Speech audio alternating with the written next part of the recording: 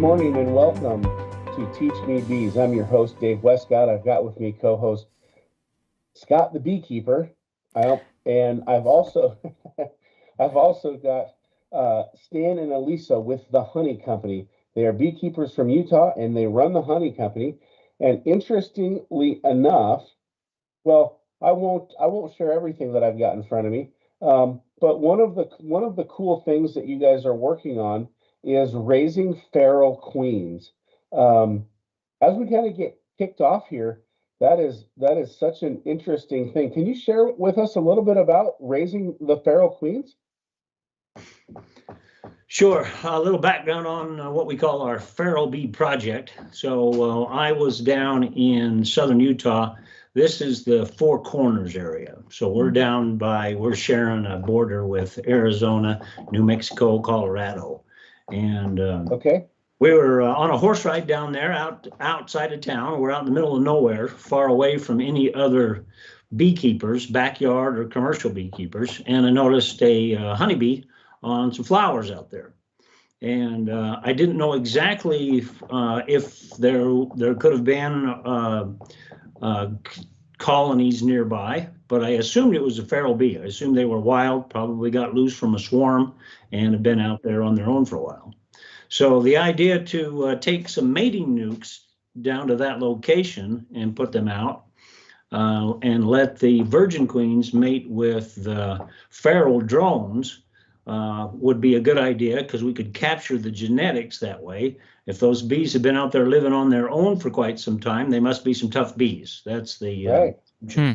And so considering the problems that we've been having with the bee health, the bee mortality rate, I thought this would be a good idea. This would be one way to improve the genetics, to recapture some of the genetics that we've lost in our commercial beekeeping practices, and put those genes and those character traits for survival on their own without help from the beekeeper back into our population.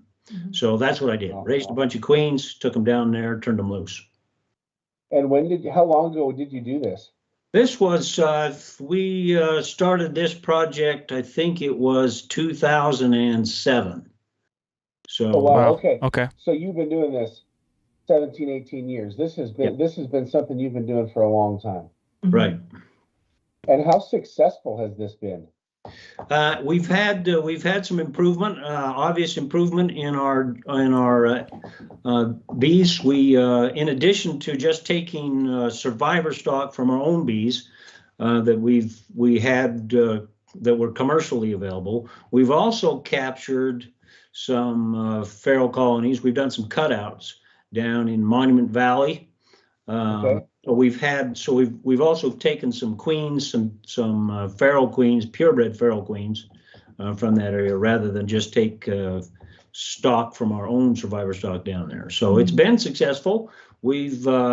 It's not as successful as I would like. The ultimate in this would be to have a bee that's capable of surviving all on its own without us having to put any medication for varroa mite or anything else in there. Mm-hmm. So I can't say that we've accomplished the goal completely to be medication free, but we have noticed a great improvement in brood patterns and in survivability. It's successful. Yes. Wow. It's fascinating. So the Four Corner area, Arizona, Utah, New Mexico, Colorado, that area in the winter gets mighty cold, doesn't it? The temperatures down in Blanding is closest to where we're at, are very similar to Wasatch Front. So even though it's further south and it's a higher elevation. Mm-hmm. So if you were to look at temperatures that are similar to the population areas in Utah, Salt Lake City, Provo, Orem, Utah County, that area, it's about the same temperatures there. So they'll get a little bit less precipitation down there, but the temperatures are about the same. Yeah, which is unusual. So it gets cold. It's hot. Yeah, yeah. So it's cold. Yeah, it'll get occasionally down in the single digits overnight. Wow. And yeah, so we got the seasons here. Yeah. Yeah, it's cold. So it's dry. how do the bees survive the cold? Because one of the things you hear is like, oh, if I was a backyard beekeeper and I let my beehive go for the winter, they would die of cold, they would die of starvation, they wouldn't survive over the winter. But it seems like these feral bees, they not only, one, are they reproducing, two, you found them, which is amazing, and then three, they're able to survive the cold. How are they doing that? Are they burrowing, nesting in the ground? What is that? Can I answer first? So the first thing you want to keep in mind is that the top honey producing states in our country are North Dakota and Minnesota, which are much colder than we are here. So bees can winter in their hives just normally. Sometimes they die, but we wish they didn't do that. But they can overwinter. We just need to make sure that they have enough honey in the hive, when we're preparing for winter. We start in spring to prepare for winter. Probably you do too. And we want to have them produce surplus honey, and then we leave. In our area, like our rule of thumb is that we try to have, if we're wintering in 2 deep boxes, which is typical for us here, then we want those 2 deep boxes to be about 100 pounds in, late October. So if we pick up the hive, it's about 100 pounds. And if they have enough honey, then they can, consume the honey, and they detach their wings, they shiver and generate heat, and that in their cluster, and that, maintains the colony. You know that, but. That's awesome. But it's great. It's always great to hear. And, for the audience, they might not know. Sometimes you've got kids listening to the show. In fact, I was just talking to some people that had some kids listening to the show, and they were saying how fascinating it was to learn that, the best thing that somebody can do for a beehive is plant flowers. That bees need flowers. And so I think sometimes just the little tips and the resharing is always amazing, because there's so many things that people know and then people don't know. And so I think that's pretty awesome. Scott, what do you think as a beekeeper? So I was just going to add, sorry, go ahead, Scott. Well, I was just a little curious on, so your feral bee project to this point, you said that you haven't raised fully resistant bees, or, they still need some help. One, are you still going out and actually dropping off mating hives in the wild, or have you integrated enough DNA into your current hives that is kind of reproduced on its own? And then, what's maybe the latest on where your current hives are at, maybe in resistancy and strength and such? Just kind of curious on that. Sure. So those that are really into the genetics of beekeeping and how that's going to play out from year to year as you get further down the generational line, you need to replenish that genetics. We need to come back to the source. And so as we take bees down there, I'm careful when I take a mating nuke down there not to take any drones with me from anywhere else. So we want to take all the drones out of the hive. And then the queens down there will only mate with the drones, the feral drones. And so we try to go down there every year. So, for example, we have purchased some bees from some other beekeepers that Russians, for example, those that are breeding purebred Russians in this country, they want to make sure that they've got queens that are purebred. And so we're trying to do the same thing. So we'll go back down there every year, get a new batch of queens. So we've always got something that's as close to that feral population as possible. So I could raise some away from that location if I had isolated mating yards, but I'm never sure. There's always other beekeepers around that have bought, their Italians or their Corniolans from out of California or Florida or something like that. And our queens mate with some of those drones. And so by going down there every year, then I keep that genetics pure. Okay, gotcha. That's good. That's pretty awesome. Oh, go ahead. How many hives do you guys currently have on site? So there's, let's see, I went into this winter with about 60 colonies is all. And I'll be happy if we come out there with 50 or 40. So that's what we've got for now. But that fluctuates. we sell so many bees. We sell lots of nukes. And so, Okay. we'll go from a few hundred back down to, whenever people are stopped buying, that's what I have left. So, Interesting. I noticed on, I was doing a little bit of research, and I noticed that you guys have some beekeeping online courses that you offer, right? Let's Go Beekeeping. Yeah, so we offer 6 online courses, and they're really awesome. So the first one is free, and it's called My First Colony, and that one, so you can sign up for that free on our website and go through and learn about, just basically how to get started with your first colony. You'll learn like what the different kinds of hives and breeds of bees and what you need to get started, kind of a thing. And then the last course is actually queen rearing. So that gives a ton of details about our feral bee project.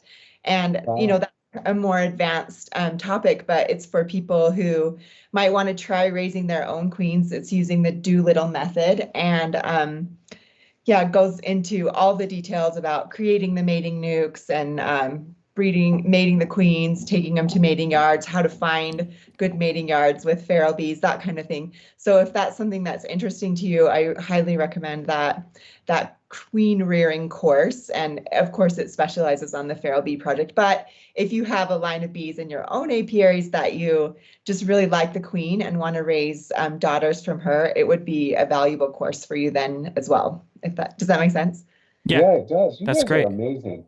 I mean, just looking at all the things that you guys are doing, I love you've got the bee photography going on. I know there's this beautiful picture of the bee, kind of almost got like little, I don't know what it is, like a little white fur around it on kind of like a little green plant there. I mean, you just have a lot going on that is very, very cool. So bees are your life at day in and day out.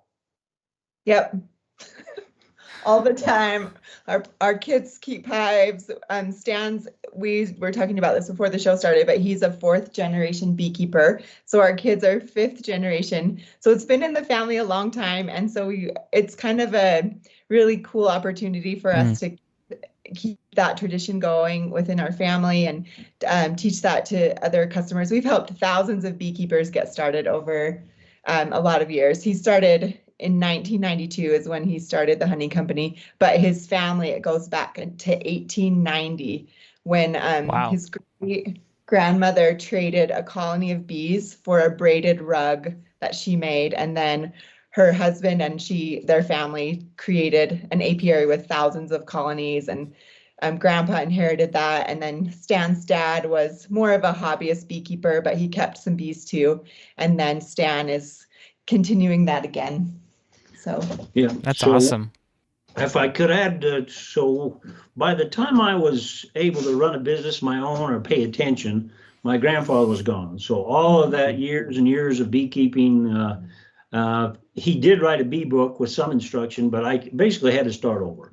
So part of our beekeeping courses and our lessons and the videos we're doing is to give anybody who wants them, but I have a thought in mind that it's probably going to be my grandchildren that are going to want to continue the beekeeping. And if I'm not around to help them with it, I'll leave some resources and information and experience and wisdom for them to go off of. And if somebody else can benefit from that too, all the better. So we're writing a bee book, and we're my mom, bless her soul, she just after me for years and years. You got to write a bee book, and so finally we're getting around to it.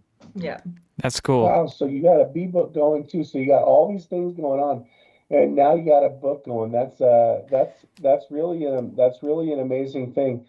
One of the things that you mentioned was that your hives for winter are weighing about 100 pounds.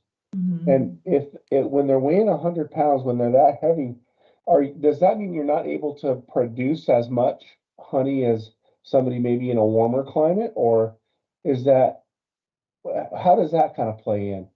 Probably. I mean, the amount of honey production is related to, of course, how much water we get. We're on the drier end of things. So if we're in a drought situation, we're going to produce less honey. And then we on purpose decided to leave honey for the bees as a winter forage. We could take all the honey and then feed back sugar syrup to get them up to weight. But we just think it's probably healthier for their nutrition to feed them honey. and have them overwinter on that rather than sugar, right? Honey is their natural food storage. That's what they collected on purpose to get through the winter. So the bees in our area are adapted to needing to store more for the winter. And it does mean that we don't take as much honey as in a warmer state, for sure. How much honey do you think you get out of a hive? How much do you take out of a hive? It depends on the year, and of course there's a ton of variation, but we would say about 50 pounds per colony on an average. Oh, wow. So you're still pulling 50 pounds out. You're still pulling 50 pounds out of a colony. So you're still getting a good amount of honey. Mm-hmm. It's still quite a bit of honey. Well, that's awesome. Do you guys do any pollination, or is it just honey sales? We do pollination. So last year, the only pollination we did was local. There's quite a few fruit growers in the south end of Utah County still, even though the agriculture land there's getting gobbled up by subdivisions awfully fast. But we were in tart cherries this last year. We didn't go to almonds. Sometimes we'll go take them out to California for almond pollination. But that's not an every year. That's sometimes we do that. Mm-hmm. So we'd like to do that every year because that's a pretty good paycheck. But depending on how many colonies we have, I like to sell a lot of nukes. With the name of a company, the honey company, you'd think we'd have lots of honey. We'd specialize in honey, but quite often we run out. So I got a call earlier.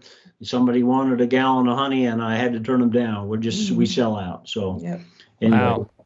Yeah. So we do get involved in some pollination, and the honey is so variable. So we found that we need to branch out into other areas of the beekeeping industry rather than just rely on honey cells. Mm-hmm.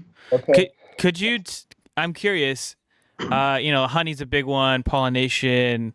But like, what are these other aspects of your business? You're talking about branching out. Can you tell us a little bit about that process? And what that's like, what you're doing? Sure. So do you want me? No. Okay. Sorry.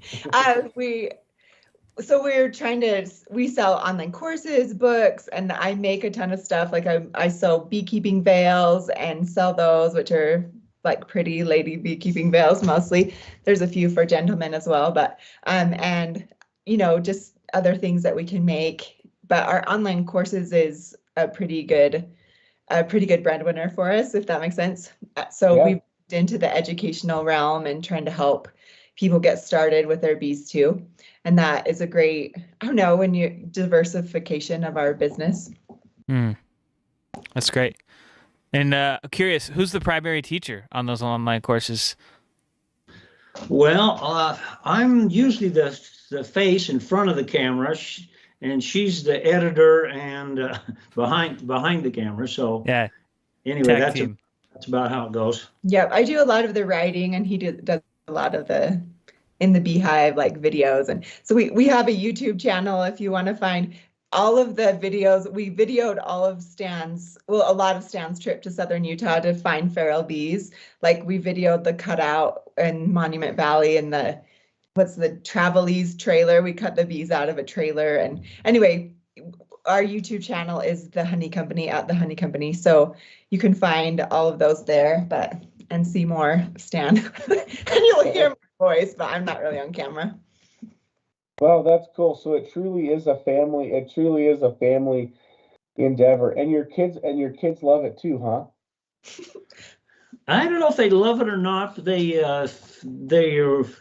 tolerate it. Yeah. So they're teenage girls. I mean, but they're pretty careful about it, and they come and they make stuff and sell it at our booths, and so they're involved in like the farmers markets, and we make like honey lemonade and sell it there, or whatever the thing is that we're selling, and they love to be part of that. But they don't always like to get stung. So yeah, getting stung is not a fun part. I have 3 kids myself, and having them in their little bee suits, because mine aren't teenagers yet, thank God. And but I love them to be involved with the bees too.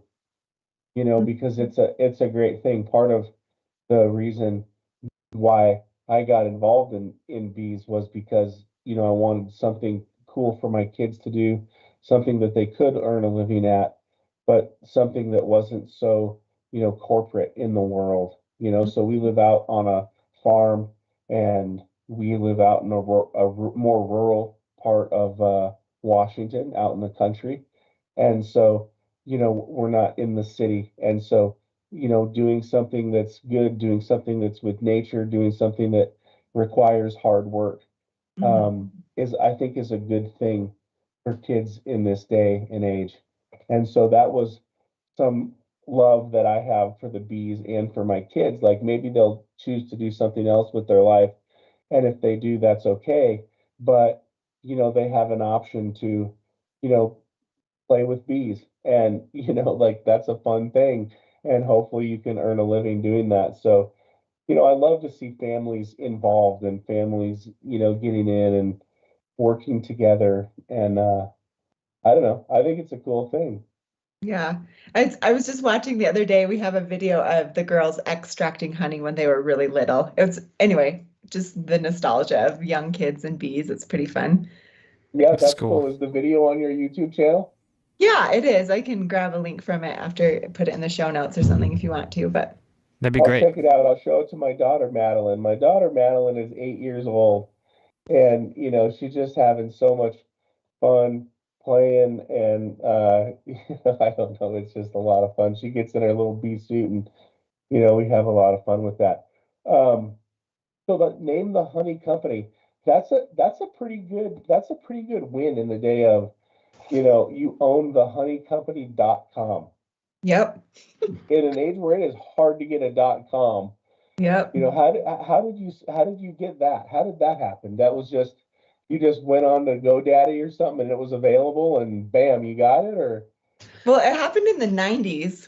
So okay, okay, doing this a long time. So yeah, we yeah, yeah. have that website and many iterations of it over the decades, really. Wow. So Yeah, that's pretty exciting. We couldn't decide on the name for the honey company. So finally we just, what are we going to call our honey company? Well, the honey company. yeah, That's how That's It's awesome. awesome though, because everybody knows what you do. I mean, you know, and it's easy to search. yeah. Google likes that name a lot for sure. Yeah, they do. That's awesome. Yeah, that's a good thing. Yeah. I started another business 10 or 12 years ago, and I had to get the domain, and I started with the .org, and then finally I paid highway robbery of like $7,000 to get the actual Hmm. .com off of somebody, you know. So I understand how so that's kind of a cool thing. So what do you guys see for the Feral Bee Project in the future? What's the future of that? it's going to continue for sure. I would like to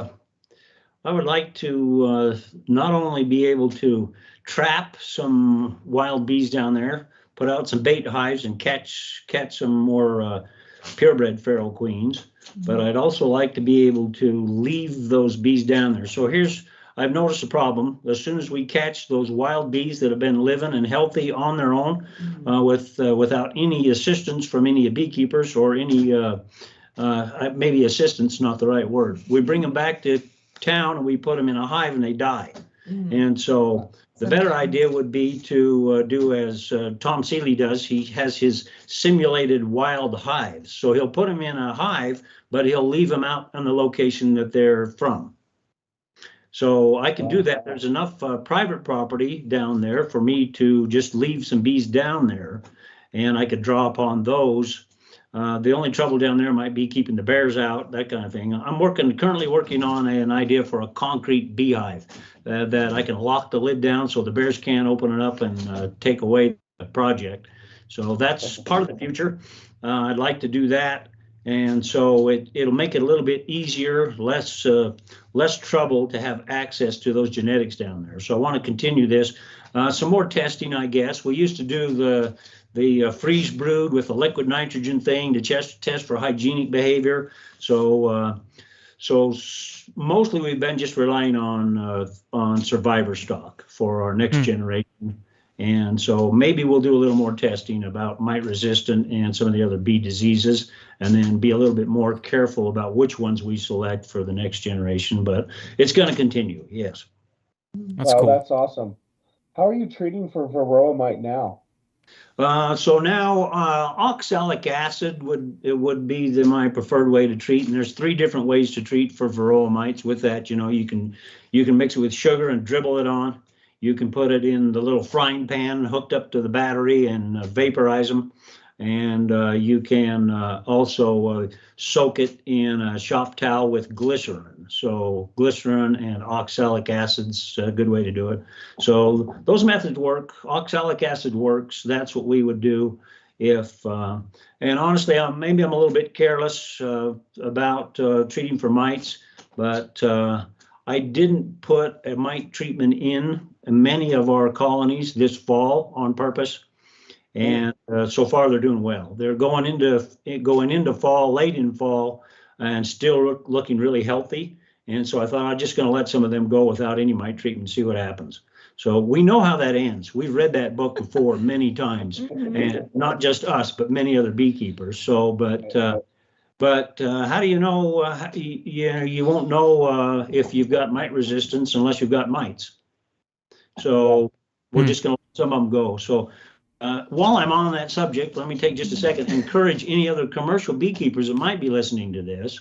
So if you have the resources, you might want to take some of your bees and do some experiments with that. So rather than rely on somebody else doing the work for you, make a contribution to the bee effort. If you think you've got some genetic diversity in there that's worth pursuing, you got to be willing to put a certain percentage of your work and your labor into the effort of saving the bees, rather than just buying genetics from somebody else. There's much that other people can do on their own. Now, and I'm not saying anything new. Remember the Minnesota Hygienic? This is what Marla Spivak was telling everybody. You don't have to. 20 years ago? Yeah, 20 something years ago, Those genetics are in those bees to survive on their own. We just have to pay attention. We have to select for them. Anybody can do a project like we're doing if you're willing to do so. That's good. It's good advice. What kind of advice would you give to a new beekeeper or someone contemplating getting into beekeeping, whether it's a backyard beekeeper or someone who's like, I got 2 hives and I want to split and maybe grow to 10 in the next couple of years, or, maybe a smaller operation? What kind of advice would you give them in any capacity? I guess I would say go for it. Like, try it, jump in with both feet, learn by doing, go for it. Try keeping a couple hives, and the experience of doing that is really valuable. You can sign up for our course, which we recommend, but there are other courses out there. Get a book and get a course, learn as much as you can and go for it. Just jump in. I don't know, I'm repeating myself, but that experience and be prepared to have some successes and some failures, and there's a steep learning curve, and it's okay. Just own that there is a steep learning curve and be okay with both your successes and your failures. Maybe some of those first colonies may not make it because of decisions that you don't know how to make yet, but go for it. That's, I don't know if that helps. Yeah, that's awesome. I love it. Go for it. You need to be prepared for disappointments. So if let me say that a little bit more clear. You need to be hardened by disappointment. Yeah.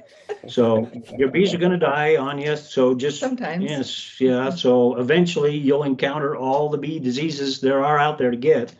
So, you need to be going realistic about it, but don't let that stop you. So some people will start reading about bee diseases, and this varroa mite's been scaring us to death and causing all kinds of trouble for so many years that they are a little bit, it takes the fun out of beekeeping when you're just reading the section in the bee books about bee diseases. So don't worry about that stuff. I mean, eventually, yeah, you're going to encounter it, but don't let it stop you.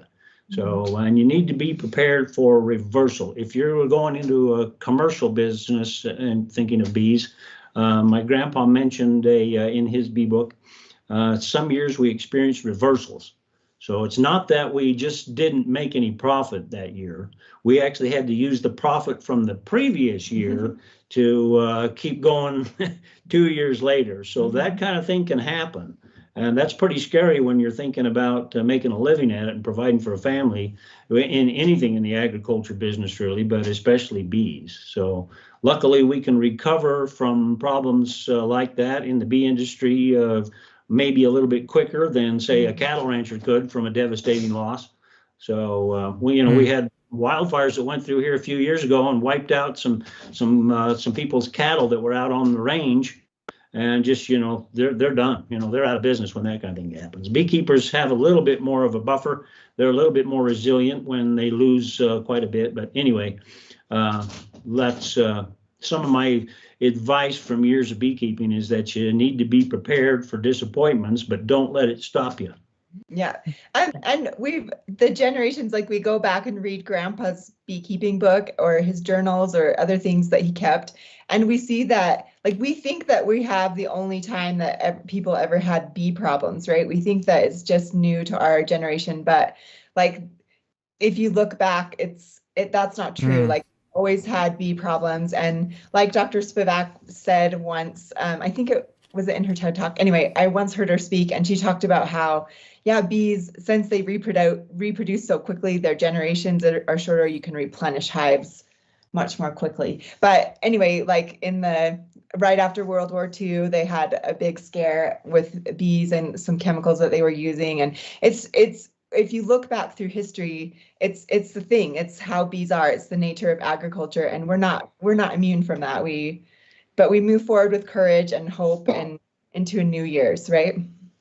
I love that. You move forward with courage, and it doesn't matter what business you're in, whether it's beekeeping or cattle raising or landscaping or you own a fruit smoothie stand. Business is tough. You got to have an iron gut, because you're going to have losses and you're going to have disappointments and you're going to have failures, but you're also going to have wins, and you're going to enjoy what you do and be bold and very courageous. Go for it. Just get in there and get in there and do it. We're bringing this thing in here for a landing, and I want to just say it's been an amazing show with you guys. For our audience out there listening, check out thehoneycompany.com. They've got an amazing handmade beekeeping veil that is awesome. They've got tons of products on here. I love the observation hive display cases. They've got nukes for sale. They've got all sorts of things going on here outside of just selling the standard honey. And they take some and they teach some classes, and some classes look pretty amazing. And it's just an amazing, just amazing what you guys do. So impressed with what you've put together, and so impressed with your business. So if you're out there in the audience, take a look, spend some money with the Honey Company, and help them save the bees and everything that they are doing. Just an awesome, awesome business you guys have. So honored to have you on the show. Thank you so much. Any final thoughts as we bring it in for a close?